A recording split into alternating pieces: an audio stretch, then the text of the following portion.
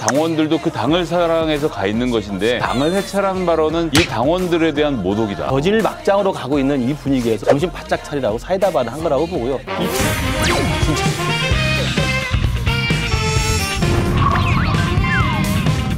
천공선님 유튜브를 보니까 제주공항을 확장하니 좋다고 그래 말씀하셨는데 어떻게 생각하십니까? 모르겠습니다. 김만배가 심지어는 윤석열 아버지 집까지 사러 간 거 아니냐 이렇게 말씀하셨습니다. 그 누나가 사러 갔잖아요.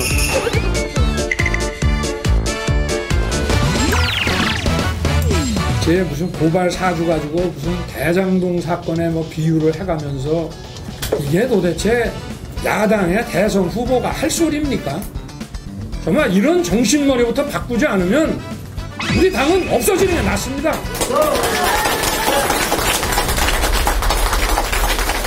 윤석열 후보의 발언을 좀 감정을 받아볼 텐데 어제 TV 토론 전에 경선 경쟁자들을 비판하면서 나온 말입니다.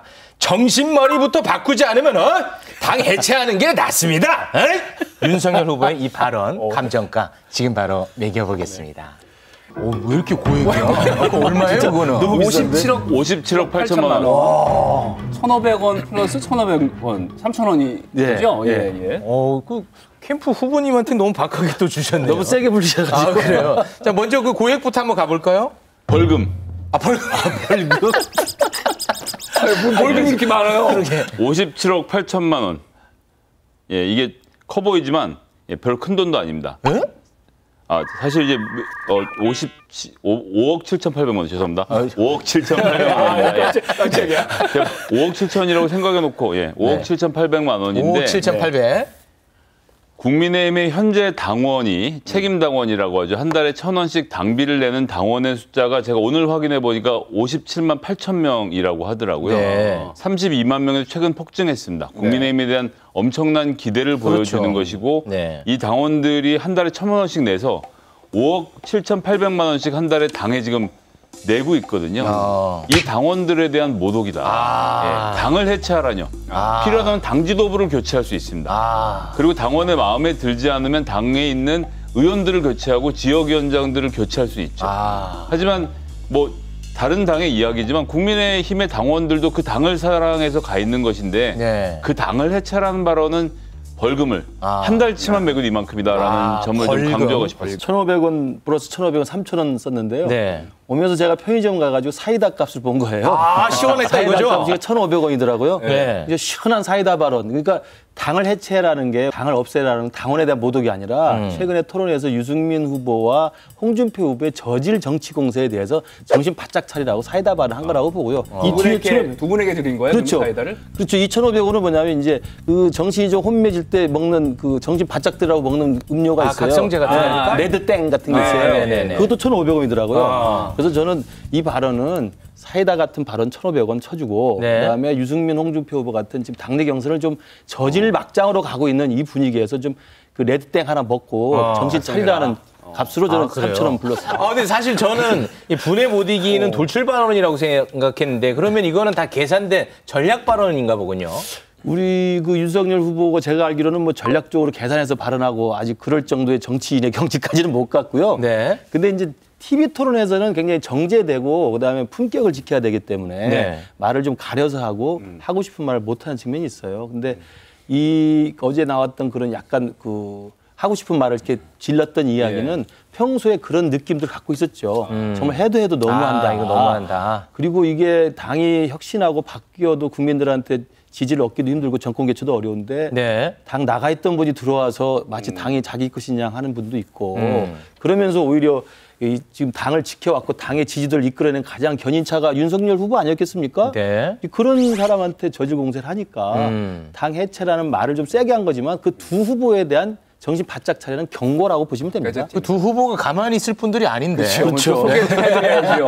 홍준표 후보 참 오만방자하다. 못된 버르장머리라면서 정신머리에 또 라임을 맞췄어요. 버르장머리로 대응을 했고요. 자, 유승민 후보는 문정권 충견 노릇한 덕분에 벼락 출세하더니 눈에 뵈는 게 없냐. 굉장히 센 나왔습니다. 발언을 했습니다. 이 싸움에는 절대 끼고 싶지 않은데요. 어떻게 보십니까? 저는 뭐 이 윤석열 후보가 당원들 앞이었기 때문에 이런 좀 전략적인 발언을 했다고 생각합니다. 지금 결승은 당원 절반에 여론조사 절반이거든요. 당원 투표가 언제보다 중요한 지금 상황이고요. 네. 당원 입당이 57만 명이라고 말씀드렸는데 처음에 있다가 갑자기 불어난 한 10만 명 정도 되는 당원들은 이준석 당대표 신드롬부터 시작해서 윤석열의 정치 참여에서 입당까지 요 과정에서 한 번이 있었고 네네. 최근에 경선 과정에서도 한 10만 명 넘게 이 중에서 무려 4만 8천 명 정도가 40대 이하의 젊은 층이라고 합니다. 결국 뭐냐 윤석열 후보를 지지하려고 들어온 분들도 잔뜩 있고 그리고 나중에 홍준표 후보를 지지하겠다고 들어온 분들이 또 많이 있다고 봐야 되거든요. 그럼 여기서 이제 빈틈을 찾아야 되는데 딱 하나 빈틈이 있습니다. 바로 황교안 후보 같은 이제 보수 우익을 지지하는 분들이 지금 이제 이 마음으로 어디로 갈까라고 고민하고 있는데 자, 내가 셉니다. 이거 한번 보여주는 거거든요.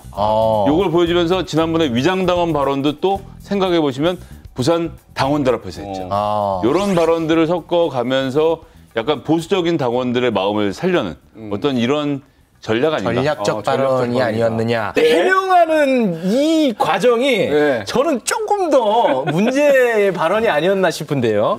너 임마 그런 것도 못 밝히면 검사 때려쳐 임마. 이게 검사를 때려치라는 겁니까? 아니면 검사를 잘하라는 겁니까? 에이? 라고 이제 해명을 했습니다. 정말 굉장히 대역을 잘하시는 것 같아요. 상대보다 노력을 많이 하고 있습니다. 야, 이거는 어떻게 봐야 되는지 모르겠어요. 이제 뭐 검찰 출신이니까 검사로 애를 든 것 같아요. 네. 그러니까 어제 그 발언은 저는 진위가 왜곡됐다는 게 뭐냐면 제가 아까 설명드린 것처럼 최근에 잇따른 TV 토론에서 이제 이른바 무속 이미지, 무속 이미지를 더 씌우는 것들을 너무 한두 번도 아니고 여러 번 하니까 맞습니다. 이 부분에 대한 토론에 좀 어떤 좀 화가 좀 난 게 있고 그렇기 때문에 정치를 하려면 이런 구태 정치부터 없애야 된다. 그리고 뭐 제 생각이지만 홍준표 후보 같은 경우 사실 구태 정치의 원조라고 다들 평가를 받잖아요. 그다음에 유승민 후보 같은 경우도 사실은 개혁팔이라는 이야기도 많이 하고 있는데 저는 뭐 그렇게 생각하지 않습니다만 표현이 좀 셉니다. 그렇게 생각하지 않습니다. 그러니까 그런 분들이기 때문에 구태 보수 또는 뭐 구태 정치의 사실은 핵심이신 분들이 이 당에 계속 대선 후보라면서 공격을 해야 되니까 윤석열 후보 입장에서는 정치에 들어온 지 얼마 안 됐잖아요. 그리고 당을 혁신하고 당을 더욱더 국민들한테 지지를 받는 정당으로 혁신하자고 들어온 사람인데 오히려 그 구태 정치의 원조분들이 자기를 공격하는 생각하니까 이를 때려쳐라 라는 의미로 해체 발언을 한 것이지 당을 그만큼 제대로 바꾸자라는 뜻이라고 분명히 설명한 거죠. 진위는 당을 살리자는 의미였다. 저는 해명 발언에서 본심이 드러났다고 생각하는데 일단 정당은 당원이 주인이고 당원의 눈치를 보는 구조로 돌아가고 있습니다. 지금 민주당 보면 점점 더 그렇게 되어가고 있죠. 그런데 아직도 우리 윤석열 전 검찰총장님은 검찰총장의 마인드로 수사팀 야단을 친 거예요. 자, 이제 대사를 조금만 바꿔보면 똑같습니다. 어떻게 수사팀 내에서 딴 목소리가 나오나? 수사팀 해체! 바로 얘기가 되지 않습니까? 어떻게 정당 내에서 딴 목소리가 나오나? 해체! 요 맥락. 즉, 우리는 딱 하나로 뭉쳐서 적 앞에서 똘똘 뭉쳐 싸워야 된다. 검찰은 그렇게 해야죠. 피의자 앞에서 범죄자 앞에서 똘똘 뭉쳐서 또 권력 앞에서 싸워야 되는데 정당이라는 건 이길 때도 있고 질 때도 있고 주고도 받고 이렇게 해야 되는데 아직 이런 게 좀 익숙치 않으셔서 그래서 사실 해명할 때 본심이 나오신 게 아닌가. 해명에서 본심이 나와요. 근데 윤석열 후보 이번에 작심 발언 굉장히 세게 했는데 보통 보면 이건 토론회 전이란 말이에요. 그렇습니다. 토론회에서는 막 센 발언이 나온 게 잘 기억이 안 나거든요. 그러다 보니까 유승민 후보가 TV 토론에서 사람 눈을 보고 당당하게 말하라 또 이렇게 세게 저격 발언을 날렸습니다. 이게 어떤 이거는 전략이겠죠. 네. 그건 이제 저희도 이제 TV 토론 할 때 저희도 조언을 하고 그러니까 그때 그 유승민 후보나 홍준표 후보가 주도권 토론에서 공격할 때는 세게 맞받아 쳐라. 잘못된 말에 대해서는 지난해 국정감사 때 윤석열 후보가 지지를 얻게 된 게 국정감사에서 민주당 의원들이 막 공격할 때 세게 굴하지 않고 당당하게 맞섰잖아요. 그런 식으로 당당하게 맞으라고 저는 조언을 했는데 그걸 잘 아직 익숙치 않은 것 같아요. 왜냐하면 이게 오디오가 서로 겹치면 TV 토론 중에 생방송인데 말씀하신 제가 말을 섞어 들어가면 아무것도 안 되지 않습니까? 오디오까지 신경 써요? 그렇죠. 그러니까 그런 것들 신경 쓰다 보니까 평소에 그런 굴하지 않는 당당함처럼 반격을 못하는 것 같고 그리고 이제 주도권 토론을 윤석열 후보 측에서 주도권 토론할 때는 저희들이 조언할 때는 어떻게 하냐면 조금 더 여유 있게 앞선 1위의 어떤 여유로운 모습으로 합리적으로 정책 토론 중심으로 갔으면 좋겠다 이렇게 조언을 했기 때문에 아마 그 부분이 조금 이렇게 하고 싶은 말을 못하게 되는 배경이 된 것 같아요. 신경 쓸 게 많아서.